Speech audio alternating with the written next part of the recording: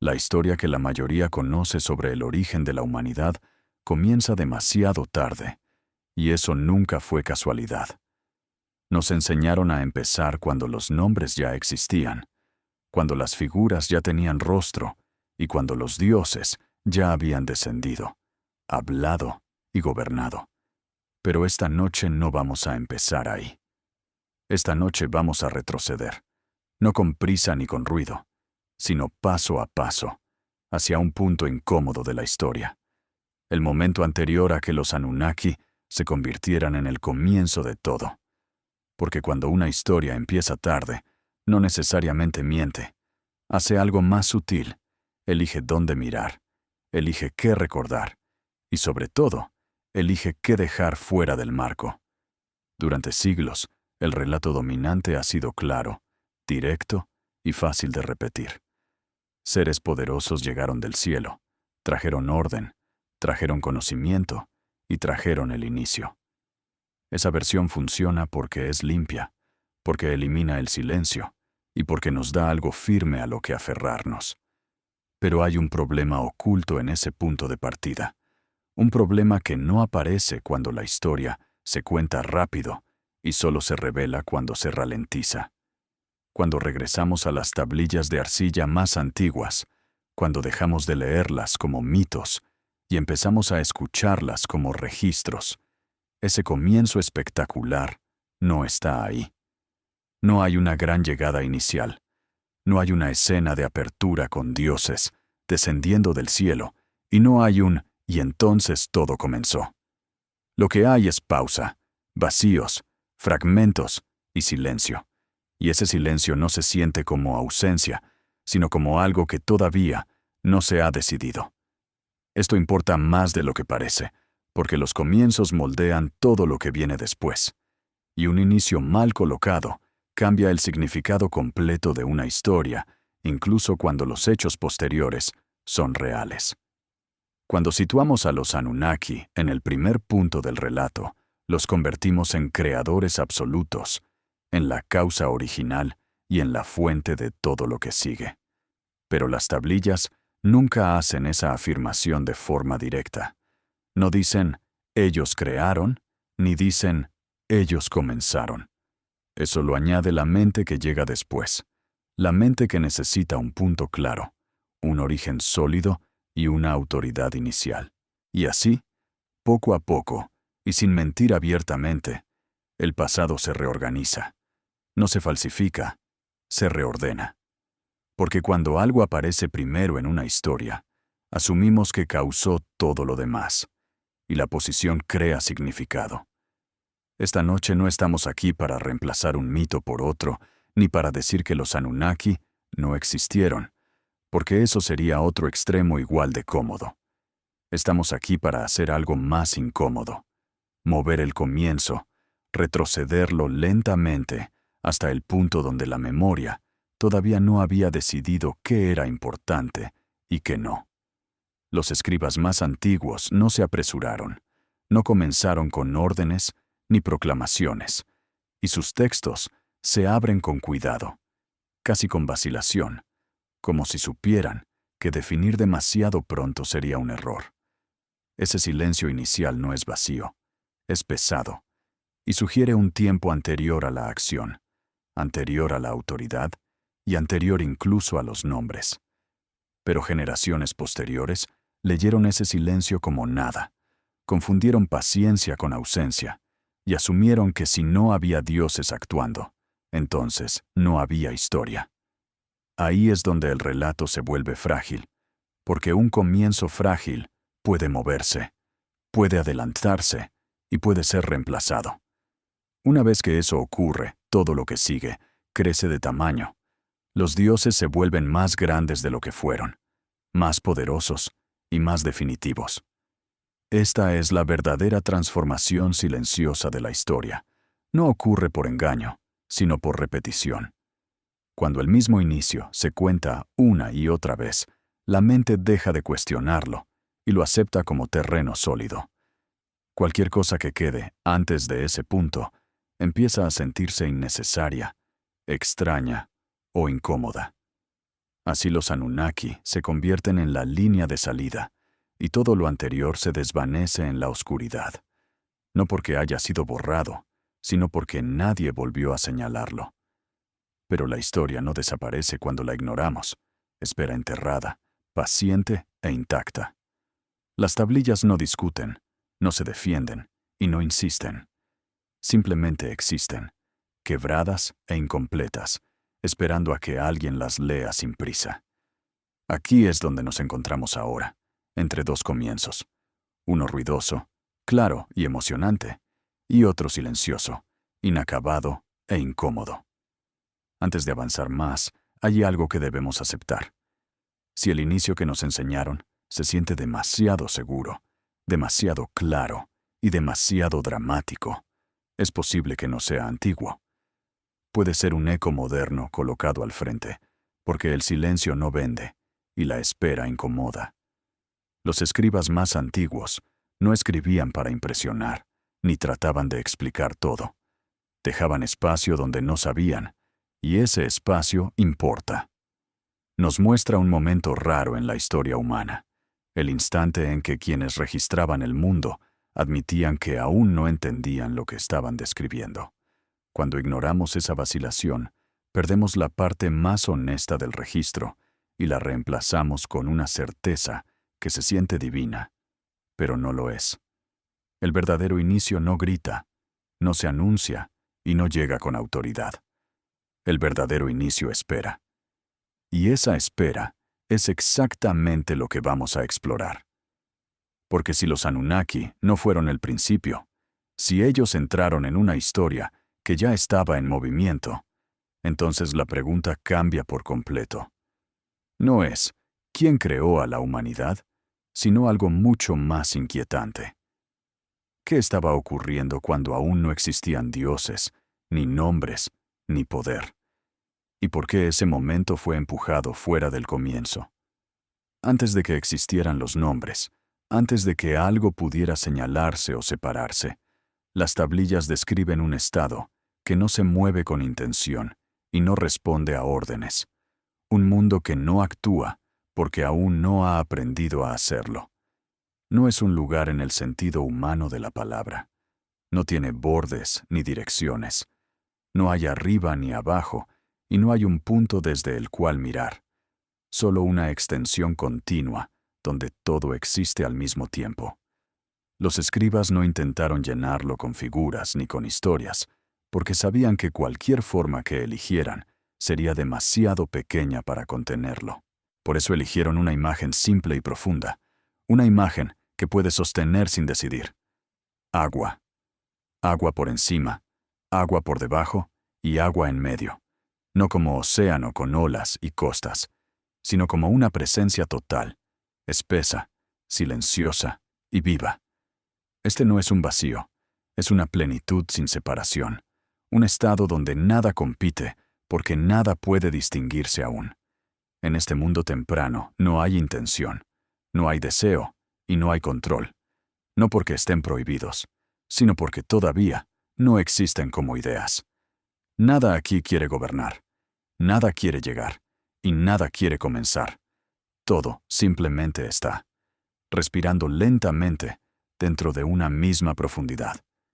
Para una mente moderna, este estado resulta inquietante porque no ofrece propósito ni dirección, y nuestra forma de pensar busca siempre un por qué y un hacia dónde. Pero las tablillas no preguntan eso aquí, no intentan explicar, solo describen con cuidado un tiempo donde la explicación sería prematura. El mundo sin nombres no necesita sentido, porque aún no ha aprendido a dividirse en partes que lo exijan. Todo comparte el mismo peso, la misma quietud y la misma duración, y por eso no hay conflicto, no porque haya armonía consciente, sino porque no existe la posibilidad de oposición. En este estado no hay historia, no porque nada ocurra, sino porque la historia requiere secuencia, y aquí no hay antes ni después. El tiempo no avanza, se extiende, y esa extensión es lo que los textos transmiten con tanta cautela. Cuando las tablillas hablan de este momento, lo hacen en voz baja, como si elevar el tono pudiera forzar un límite que todavía no existe. No hay dioses aquí, no porque hayan sido excluidos, sino porque la idea de un ser separado aún no ha surgido. Incluso los futuros dioses, aquellos que más tarde tendrán nombres, funciones y dominios, todavía están contenidos dentro de este mismo estado, indistinguibles del resto. No son observadores ni creadores. Son parte de la misma profundidad, esperando sin saber que esperan. Este detalle es fácil de pasar por alto, pero es esencial, porque cambia por completo la relación entre lo que vendrá después y lo que existía antes. Si todo estaba unido, entonces nada pudo haber llegado desde afuera, solo pudo haberse diferenciado desde dentro. Y esa diferencia no aparece como decisión, ni como acto de voluntad, aparece como sensación. Las tablillas no dicen algo decidió, dicen algo mucho más sutil. El equilibrio comenzó a sentirse distinto. No roto, no dañado, solo distinto. Como cuando una masa quieta empieza a percibir que no toda su extensión descansa del mismo modo. Algunas partes se sienten más densas, otras más ligeras, no por elección, sino por cambio. Este es el primer indicio de movimiento, y ocurre sin ruido, sin anuncio y sin causa nombrable. No hay un momento claro donde pueda decirse, aquí empezó, porque empezar implica un punto, y aquí todavía no hay puntos. Hay una sensación creciente de dirección, no como camino, sino como inclinación, una preferencia mínima dentro de una totalidad que sigue siendo una. Los escribas trataron este momento con extrema cautela, porque sabían que aquí se encuentra el umbral entre lo indivisible y lo que pronto dejará de serlo. Hablar demasiado claro de este estado habría sido imponerle una forma que aún no tenía. Por eso las palabras son suaves, repetitivas, casi circulares, como si intentaran no empujar la idea hacia adelante. Este mundo temprano no es frágil, pero tampoco es estable en el sentido que conocemos. Es flexible sin saberlo. No resiste el cambio, porque aún no entiende lo que es cambiar. Y sin embargo, dentro de esa quietud total, algo comienza a presionar. No como fuerza, no como conflicto, sino como acumulación. Cuando todo comparte el mismo espacio durante demasiado tiempo, incluso sin intención, la cercanía empieza a sentirse. La unidad prolongada crea peso, y ese peso es el primer antecedente de la separación, no como ruptura, sino como alivio futuro. Las tablillas no celebran este estado ni lo idealizan, simplemente lo reconocen como necesario. Antes de que exista cualquier forma de poder, antes de que alguien pueda mandar o obedecer, debe existir algo que sostenga sin elegir. Este mundo sin nombres cumple esa función, no como origen glorioso, sino como base silenciosa. Aquí no hay jerarquía, no hay centro y no hay periferia. Todo ocupa el mismo lugar, porque todavía no existe el concepto de lugar. Esta igualdad absoluta no es un logro, es una condición inicial. Y como toda condición inicial, no puede durar para siempre. No porque sea incorrecta, sino porque no permite que nada se distinga. Para que algo exista como algo, debe separarse, y esa separación aún no ha ocurrido. Por eso las tablillas permanecen aquí durante tanto tiempo, describiendo una y otra vez el mismo estado desde ángulos distintos, como si quisieran asegurarse de que entendamos su importancia antes de dejarlo atrás. Este no es el inicio de la historia, es el suelo sobre el que la historia será posible. Cuando generaciones posteriores pasan rápido por este punto, creyendo que nada pasa, pierden la capa más antigua del registro. Pierden el momento donde la existencia no necesitaba justificarse. Pierden la etapa donde el mundo no se explicaba a sí mismo, porque aún no tenía por qué hacerlo. Y al perder esa capa, todo lo que viene después parece más abrupto, más violento y más intencional de lo que realmente fue. El mundo sin nombres no termina con una explosión, ni con un acto divino. Termina cuando la diferencia deja de ser solo una sensación y comienza a sentirse como presión. Todavía no hay decisión, pero ya hay incomodidad. Todavía no hay conflicto, pero ya hay tensión. Este es el último momento de unidad completa, el punto en que todo existe junto, pero ya no descansa de la misma forma. Las tablillas no dicen quién provocó este cambio, porque nadie lo hizo.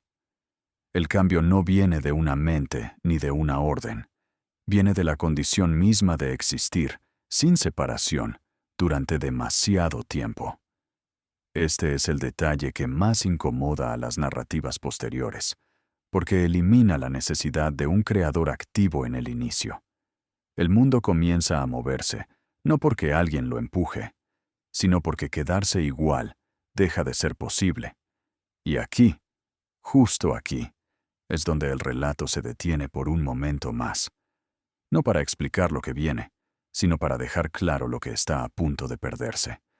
Porque una vez que la separación ocurra, este estado no podrá recuperarse jamás.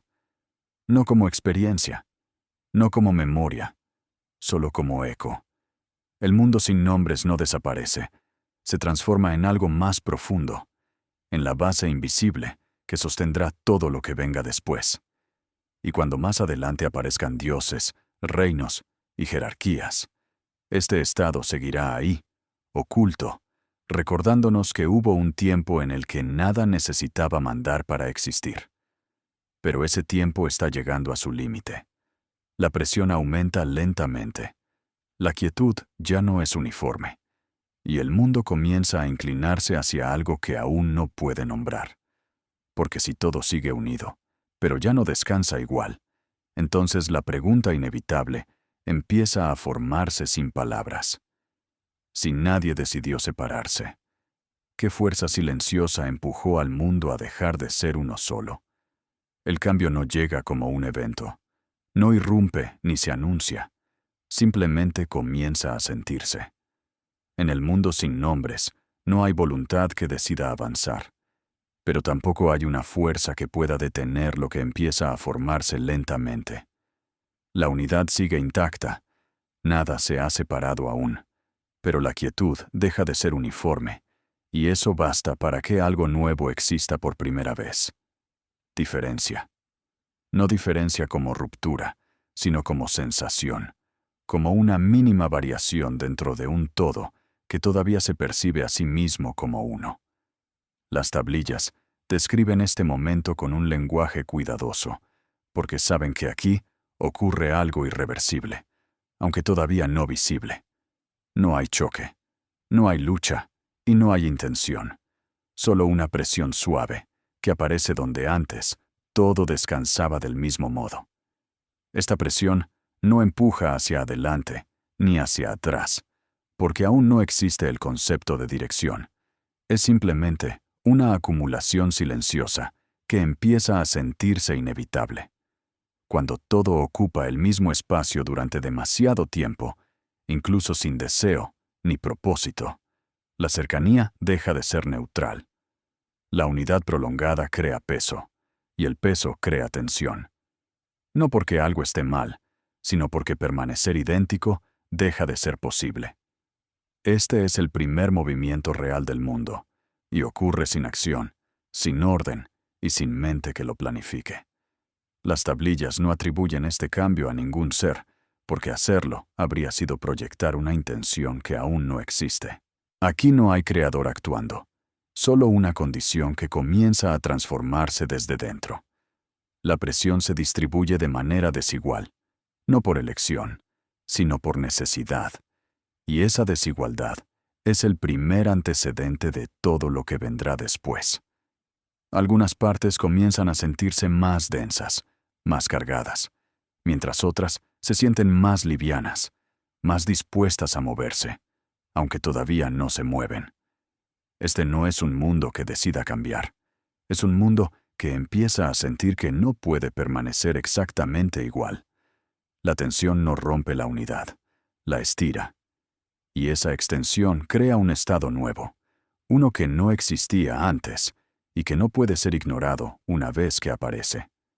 Las tablillas ralentizan el relato aquí porque saben que este momento no debe ser apresurado. Aquí nace algo fundamental: la posibilidad de dirección. No una dirección concreta, no un camino, sino la idea misma de que no todo descansa del mismo modo. La existencia comienza a inclinarse, no hacia un lugar, sino hacia un estado distinto. Esta inclinación es tan leve que podría pasar desapercibida si no se observa con atención, pero una vez percibida, no puede dejar de sentirse. El mundo sigue siendo uno, pero ya no se siente igual en toda su extensión. Y esa sensación crea expectativa, no en el sentido humano de anticipación, sino como una preparación inconsciente para algo que todavía no puede definirse. La presión continúa creciendo sin acelerarse, sin dramatismo, acumulándose como una respiración que se sostiene demasiado tiempo. Nada actúa, pero algo se prepara. Las tablillas no describen este estado como conflicto, porque no hay oposición, solo cercanía prolongada. La cercanía absoluta, sostenida sin descanso, se convierte lentamente en incomodidad. No incomodidad emocional, sino estructural, como cuando dos superficies permanecen unidas tanto tiempo que el contacto mismo empieza a generar resistencia. Aquí no hay deseo de separación, pero empieza a existir la necesidad de espacio. Este detalle es esencial, porque separa esta historia de las narrativas posteriores, donde el cambio nace del conflicto o la ambición. Aquí el cambio nace del equilibrio llevado demasiado lejos. La unidad perfecta no se rompe por ser débil, se transforma por ser completa. Las tablillas insisten en este punto sin explicarlo directamente, repitiendo imágenes de peso, profundidad y acumulación, como si quisieran que el lector sienta la presión antes de intentar comprenderla. Este es el momento donde el mundo deja de estar completamente dormido. No despierta, pero comienza a escuchar. Escuchar no como acto consciente, sino como sensibilidad emergente. La existencia empieza a percibir variaciones dentro de sí misma, y esa percepción es el primer paso hacia cualquier forma de conciencia futura. Todavía no hay pensamiento, pero ya hay respuesta. No respuesta a una orden, sino a una condición. La presión pide alivio sin saber qué es el alivio. Y esta petición silenciosa se extiende a través de todo, creando una tensión compartida que nadie controla. Las tablillas no llaman a esto creación, ni lo consideran un acto divino. Lo tratan como una transición natural, inevitable y lenta. Este es el punto donde muchas interpretaciones modernas intentan insertar una voluntad externa, pero los textos más antiguos se resisten a hacerlo. No hay voz que diga que así sea. No hay gesto que indique decisión. El mundo no recibe instrucciones, responde a sí mismo. La presión alcanza un nivel donde la quietud absoluta ya no puede sostenerse sin cambio. No se rompe, pero se prepara para algo que aliviará la acumulación. Y aquí aparece por primera vez la noción de límite. No un límite físico, sino una comprensión implícita de que algo no puede continuar de la misma manera indefinidamente. La eternidad de la unidad se vuelve pesada, no insoportable, pero sí insostenible. Este límite no es impuesto desde fuera, surge desde dentro de la propia condición del mundo. Y en ese surgimiento se gesta el momento más delicado de toda la historia temprana. Porque a partir de aquí, cualquier cambio será irreversible. Una vez que la presión existe, una vez que la diferencia se siente, no hay forma de regresar a la indiferenciación total. La unidad ha comenzado a percibirse a sí misma, y esa percepción transforma todo. Las tablillas permanecen en este punto más tiempo del que esperaríamos, porque saben que aquí se define el carácter de lo que vendrá después. Si el mundo se separa más adelante, No lo hará por violencia ni por mandato, sino por respuesta a esta presión silenciosa. Y esa respuesta no será un acto único, sino un proceso. La presión no explota, madura, se distribuye, se ajusta y busca un punto donde pueda aliviarse sin destruir lo que sostiene. Este es el origen del movimiento, no como desplazamiento, sino como preparación. El mundo comienza a inclinarse hacia la posibilidad de espacio, aunque todavía no sabe qué es el espacio. La tensión continúa creciendo sin prisa, acumulándose como una necesidad que aún no puede nombrarse. Nada se ha separado, pero todo está listo para hacerlo. Este es el último momento en el que la unidad puede sostenerse sin consecuencias visibles. Un instante prolongado, donde todo sigue siendo uno, pero ya no descansa igual. Las tablillas guardan silencio aquí por una razón. Saben que lo que sigue no puede explicarse con las mismas palabras. Porque el siguiente paso no será una sensación interna, será una transformación del estado mismo del mundo. Y cuando eso ocurra, ya no estaremos hablando de presión, sino de umbral. Porque cuando la presión alcanza su límite, no pregunta si el cambio es deseado. Solo crea la condición para que ocurra. Y así, sin decisión y sin voluntad, el mundo se aproxima al punto donde algo tendrá que ceder. La tensión ha cumplido su función. La unidad ha llegado hasta donde podía llegar. Y ahora, justo antes de que algo se libere, surge la pregunta que define este momento silencioso.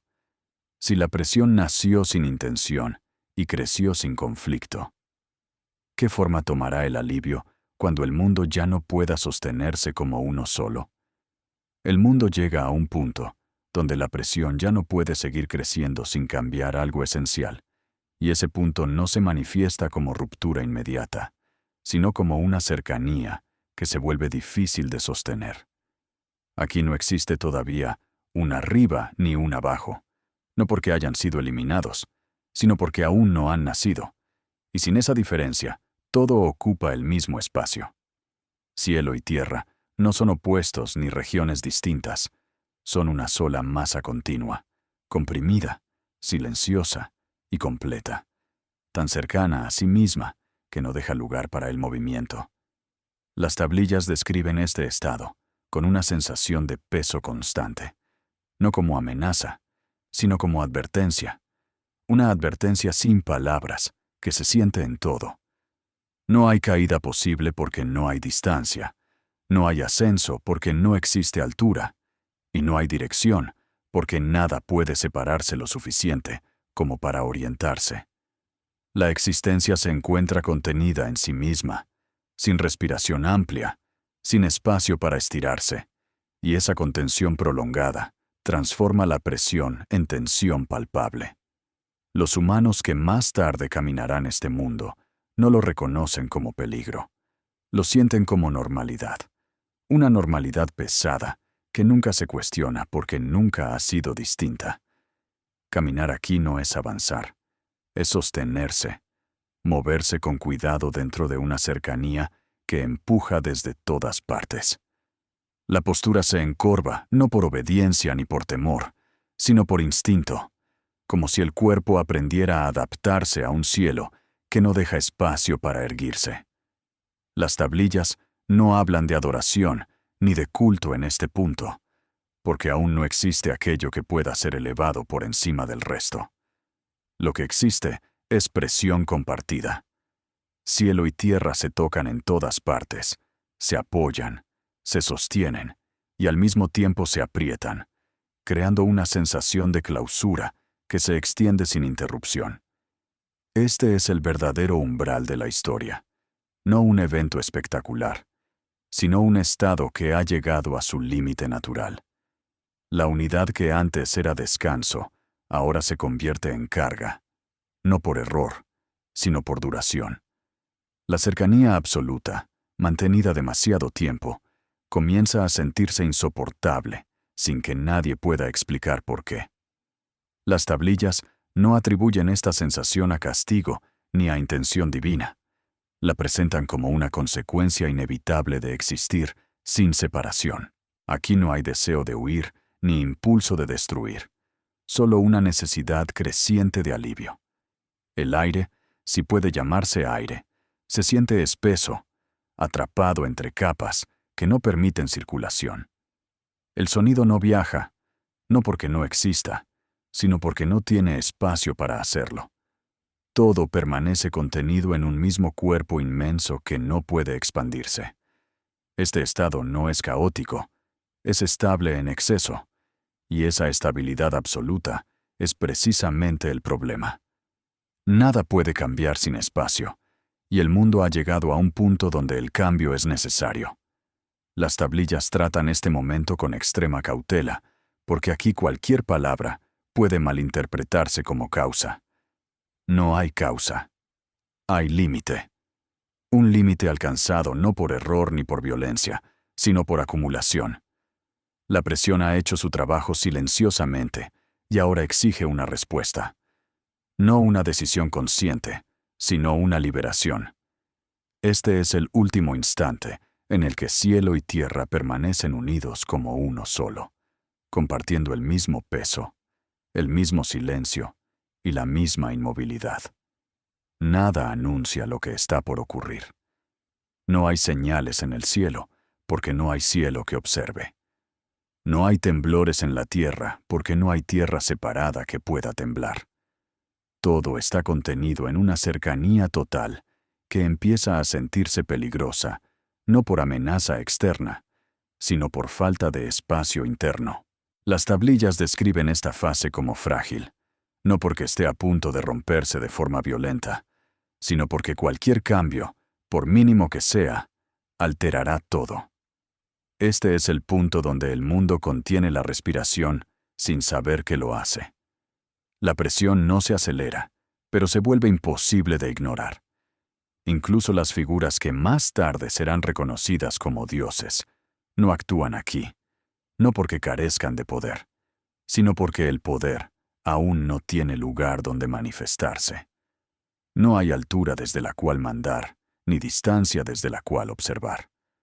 Todo está demasiado cerca.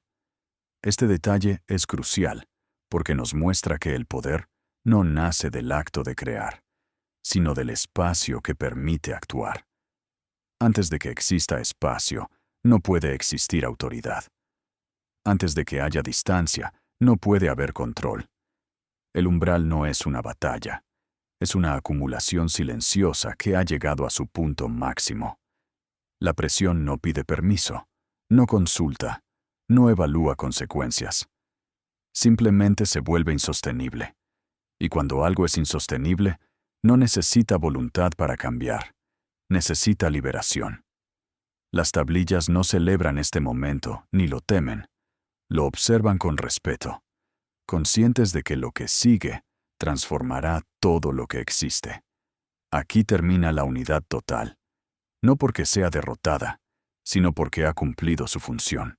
Ha sostenido todo hasta que sostenerlo de esa forma dejó de ser posible. El mundo está a punto de experimentar algo completamente nuevo. No creación, no destrucción, sino espacio. Pero ese espacio aún no ha nacido.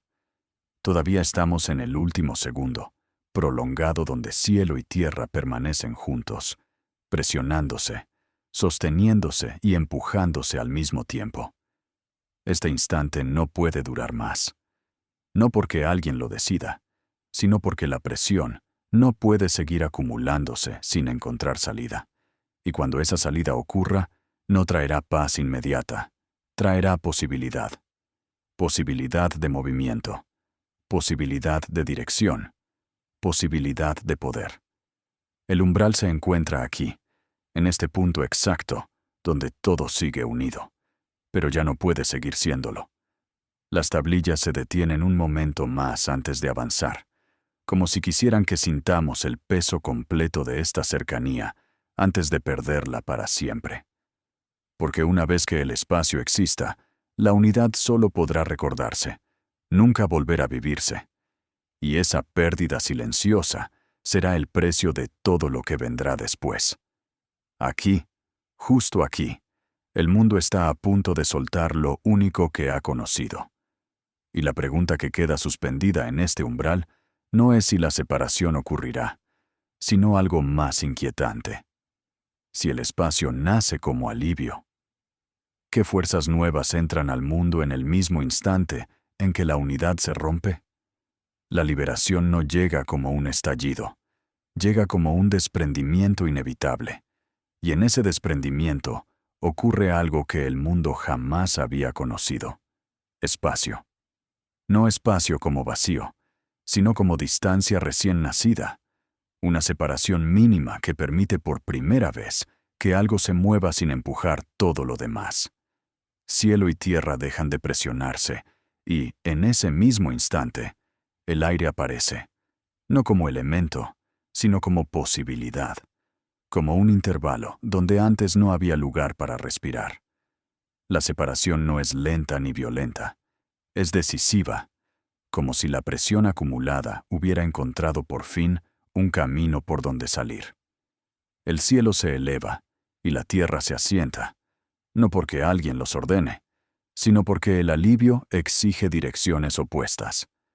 Por primera vez existe un arriba y un abajo, y con ellos nace algo que transformará todo lo que venga después: la distancia. La distancia crea movimiento, y el movimiento crea recorrido, y el recorrido crea influencia. Las tablillas no describen celebración alguna, porque este momento no trae calma, trae exposición. El mundo se vuelve más grande, y al mismo tiempo, más vulnerable. Donde antes todo estaba contenido, ahora hay espacio para que la luz se extienda y para que la sombra exista. El sonido, antes atrapado, comienza a viajar, y al viajar, aprende a llegar más lejos que el cuerpo que lo emite. Esta es la semilla del poder, no el poder como dominio inmediato, sino como capacidad de afectar a distancia. Antes de este instante, nadie podía influir sin tocar, nadie podía mandar sin estar presente, nadie podía observar sin ser parte directa. El espacio cambia eso para siempre. La separación permite que algo se coloque en el medio, en el punto donde la voz alcanza más lejos y la presencia se vuelve visible. Ese punto intermedio se convierte, sin anuncio, en un lugar de ventaja. No porque alguien lo reclame, sino porque la distancia lo vuelve funcional. Las tablillas tratan este momento con una calma inquietante, como si supieran que aquí nace una dinámica que no se detendrá fácilmente. El mundo respira por primera vez, pero ese aliento viene acompañado de una sensación extraña, una mezcla de alivio y exposición. La tierra ya no sostiene al cielo, y el cielo ya no protege a la tierra. Ambos quedan abiertos a algo nuevo: el tránsito. La luz viaja, la sombra se proyecta, el sonido se desplaza, y con ese desplazamiento nace la posibilidad de control. No control inmediato, no autoridad proclamada, sino la capacidad de estar en un lugar y afectar otro. Este es el punto donde el poder deja de ser impensable. No aparece aún como figura ni como ley, aparece como condición. Las tablillas no dicen: alguien tomó el poder. Muestran algo más sutil: el mundo se volvió susceptible a él. La distancia permite observar sin tocar y hablar sin moverse, y esa combinación crea influencia. Quien aprende a colocarse en el punto correcto, quien entiende cómo usar el espacio recién nacido, obtiene ventaja sin necesidad de fuerza. El mundo no entiende esto de inmediato. Los humanos sienten el cambio en sus cuerpos antes que en sus mentes. Respiran más profundo, se enderezan lentamente y miran hacia arriba por primera vez, no en adoración, sino en sorpresa. El cielo ahora está lejos, y esa lejanía lo vuelve significativo. La altura comienza a asociarse con claridad y la cercanía con peso. Sin que nadie lo declare, se forma una jerarquía natural basada en posición. Las tablillas no describen esta jerarquía como malvada, La describen como emergente. El espacio crea diferencias incluso cuando nadie las busca. Algunos lugares permiten ver más, otros sostener más. Algunos amplifican la voz, otros absorben el sonido. Y estas diferencias se vuelven decisivas con el paso del tiempo. La separación no trae orden inmediato, trae oportunidad. Y donde hay oportunidad, alguien aprenderá a usarla. Este es el punto donde la historia suele apresurarse, donde las narraciones modernas introducen de inmediato a los dioses como gobernantes activos. Pero las tablillas se resisten a esa simplificación. Muestran un mundo que todavía está aprendiendo qué significa estar separado. Un mundo donde el espacio existe, pero aún no ha sido reclamado. El poder está disponible, pero todavía no ha elegido forma. Este intervalo es crucial, porque revela que la autoridad no nace con la separación, sino que se desarrolla dentro de ella. El espacio no obliga a nadie a gobernar, solo permite que gobernar sea posible. Las figuras que más tarde serán reconocidas como dominantes no aparecen aquí como conquistadores, aparecen como observadores atentos. Aprenden el comportamiento del espacio antes de intentar controlarlo. Entienden dónde la voz viaja más lejos, donde la sombra impone presencia y donde la distancia crea respeto. No necesitan fuerza porque el mundo mismo amplifica su posición. Este aprendizaje es silencioso y paciente. Las tablillas no lo narran como conspiración ni como ambición, lo muestran como adaptación. El espacio cambia las reglas de la existencia, y quienes lo comprenden primero obtienen ventaja sin anunciarla. Mientras tanto, el mundo continúa ajustándose. La separación aún se siente reciente. El equilibrio todavía no se ha estabilizado, y todo permanece en un estado de aprendizaje. El poder aún no manda, observa. Aún no dicta leyes, mide distancias. Aún no se nombra, se posiciona. Este es el origen real de la autoridad, no en la creación, sino en la comprensión del espacio. Y este detalle altera por completo la forma en que debemos entender lo que viene después. Porque si el poder surge del espacio, entonces, quienes aparezcan como gobernantes no crean el mundo. Entran en él cuando las condiciones ya lo permiten. No llegan para iniciar la historia, llegan para ocupar lugares que el espacio ha vuelto significativos. Las tablillas sugieren esto sin decirlo directamente, dejando que el lector lo deduzca con el tiempo. El mundo ahora es grande, pero no neutral. La distancia no es solo separación, es potencial. Y ese potencial será utilizado, no por maldad ni por bondad, sino porque existe. Este es el punto exacto donde el relato se vuelve peligroso, porque aquí el poder todavía no ha sido juzgado, solo comprendido como función. El espacio permite que algunos se eleven, que otros sostengan y que muchos miren. La mirada hacia arriba comienza a adquirir significado, no porque alguien la exija, sino porque la altura impresiona. La separación ha creado un escenario donde la autoridad puede emerger sin violencia. Y una vez que eso ocurre, el mundo no puede volver a ser indiferente.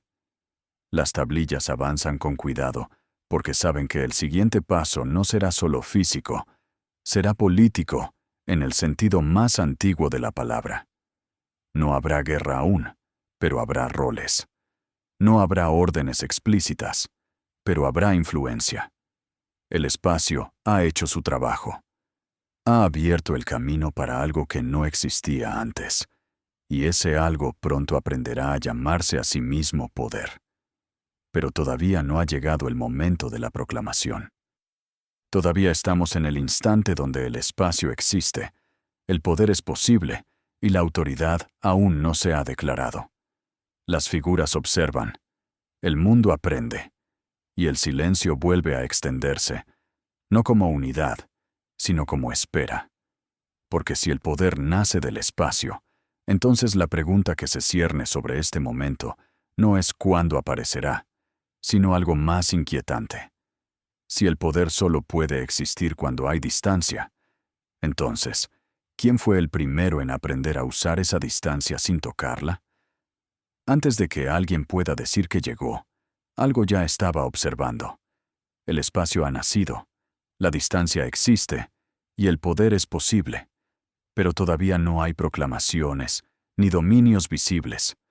Solo una atención silenciosa que empieza a organizarse alrededor de lo que ahora puede moverse. Las tablillas no presentan este momento como una entrada triunfal, sino como una presencia que ya estaba allí cuando el mundo aprendió a separarse. No aparecen de la nada, no irrumpen en un vacío, entran en un sistema que ya respira, que ya sostiene, que ya funciona sin órdenes. Este detalle es clave, porque cambia la naturaleza de la llegada. No se trata de creadores absolutos descendiendo a un mundo inerte, sino de observadores que reconocen una estructura en formación.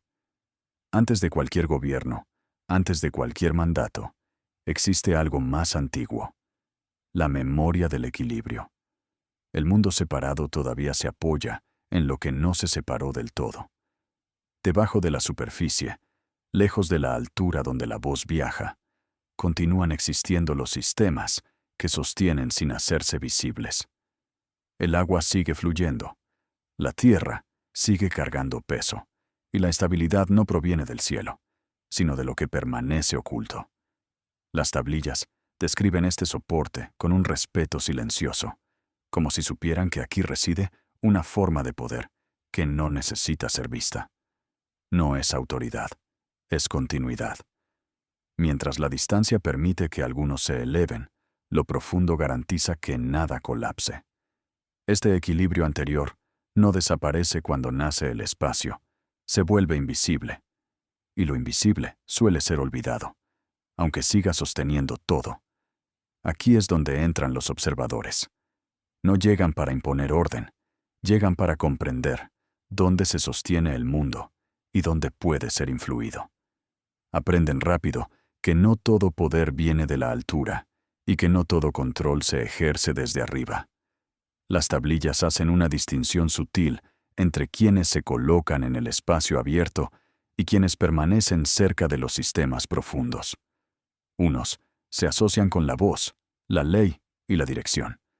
Otros con el flujo, la estabilidad y la corrección silenciosa. Esta diferencia no es conflicto aún, es función. El mundo necesita ambas cosas para mantenerse en pie.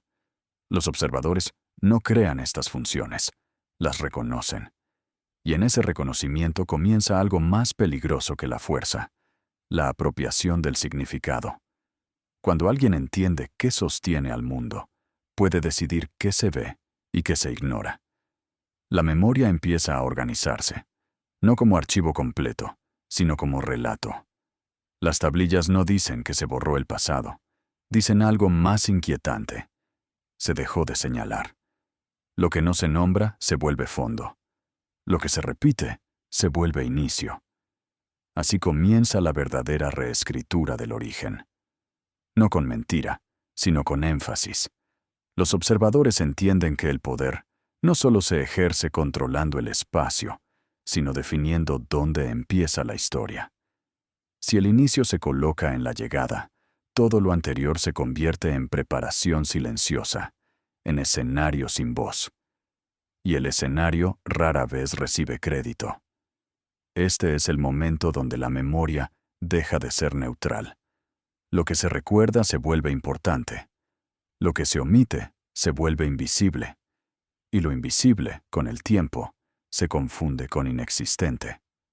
Las tablillas muestran que antes de cualquier proclamación, ya existe esta selección silenciosa. No hay decreto, no hay ley, solo repetición. Una historia contada una y otra vez termina por fijarse, y una vez fijada, se defiende sola. Las preguntas empiezan a sentirse incómodas. La duda se interpreta como amenaza. Pero las tablillas no discuten con estas versiones posteriores. Simplemente permanecen, fragmentadas, incompletas, esperando a que alguien las lea sin buscar confirmación inmediata. Este es el punto donde los observadores se convierten en algo más.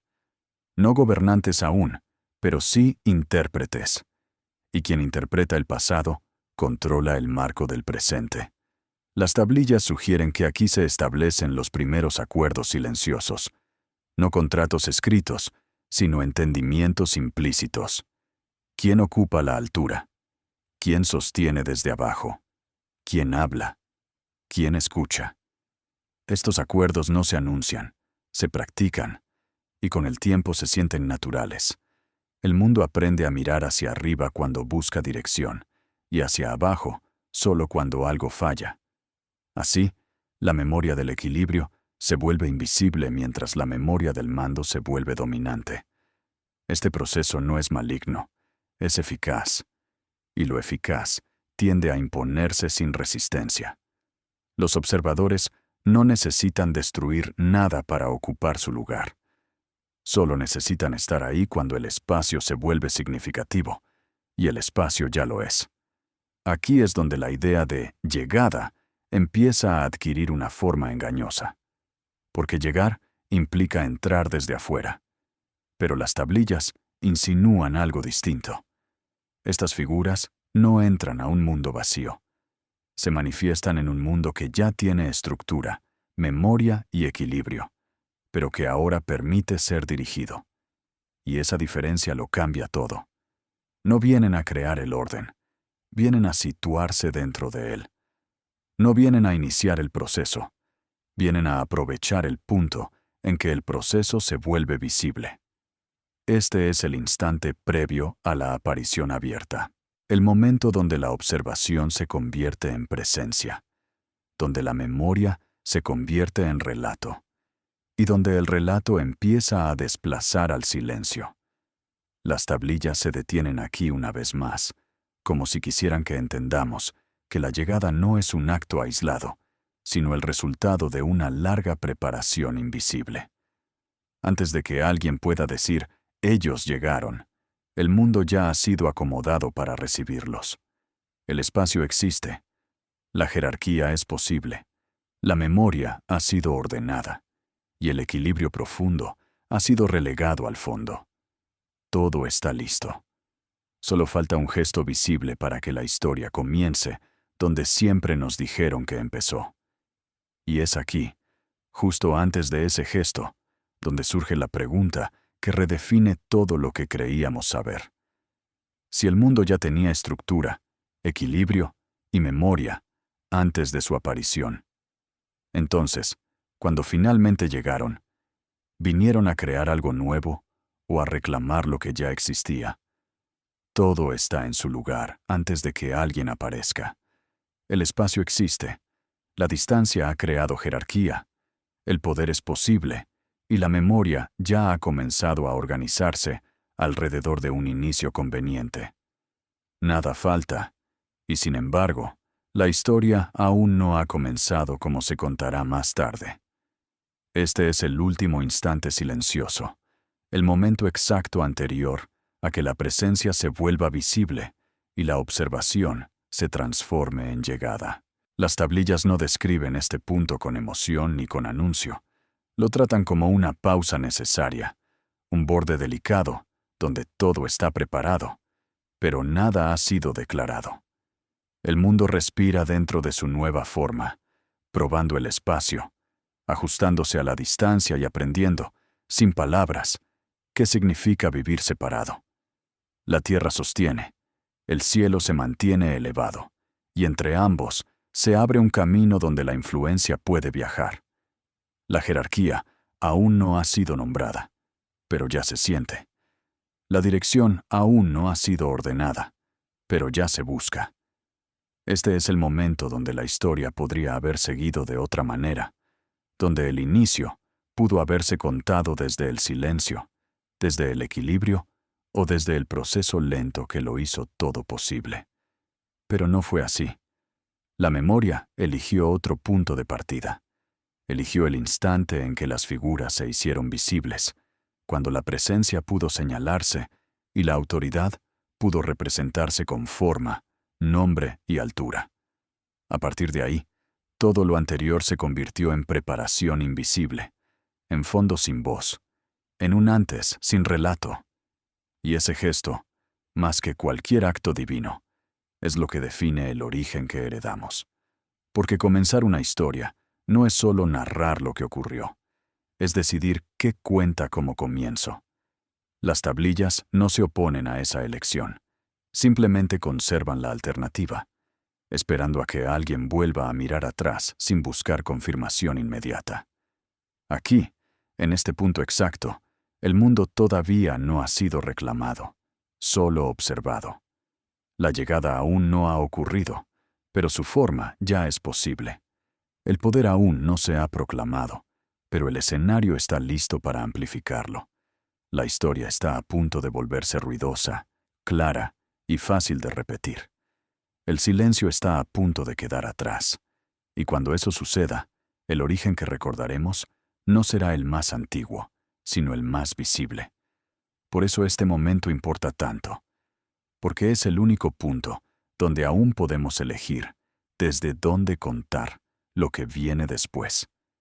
Desde la llegada, o desde todo lo que hizo posible que alguien llegara.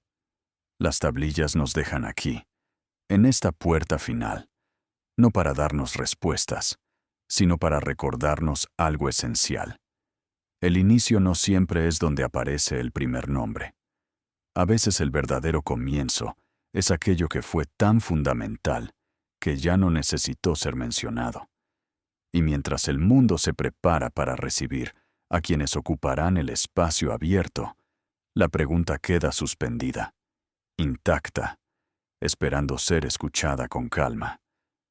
Cuando por fin aparecieron y la historia comenzó a contarse desde su llegada, ¿qué parte del origen quedó enterrada en el silencio?